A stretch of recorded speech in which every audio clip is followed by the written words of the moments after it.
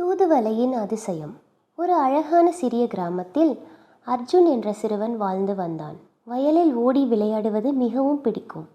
ஒரு மழைக்கால இரவில் அர்ஜுனுக்கு கடுமையான சளி மற்றும் இரும்பல் ஏற்பட்டது. அவன் மிகவும் சோர்வாக வீட்டில் அமர்ந்திருந்தான். அவரது பாட்டி மிகவும் கவலைப்பட்டார். அவர் அர்ஜுனின் நெற்றியை தொட்டு பார்த்து, "உனக்கு உடம்பு சரியில்லைப்பா" என்று அன்பாக கூறினார். பாட்டி வீட்டு தோட்டத்திற்கு சென்று புதிய தூதுவளை இலைகளை எடுத்தார். அவர் மிளகு, பூண்டு, சின்ன வெங்காயம் சேர்த்து தூதுவளை சூப் தயாரித்தார்.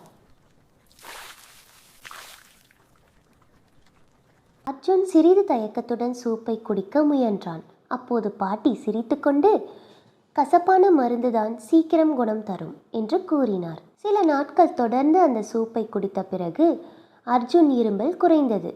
அவன் மீண்டும் ஆரோக்கியமாகவும் மகிழ்ச்சியாகவும் மாறினான். அர்ஜுன் ஆச்சரியமாக பாட்டியிடம் கேட்டான், "பாட்டி, இந்த சிறிய செடி எப்படி என்னை குணப்படுத்தியது?"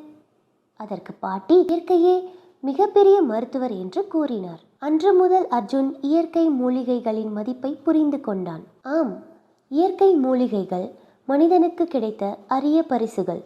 அவற்றை பாதுகாத்து பயன்படுத்த வேண்டும்.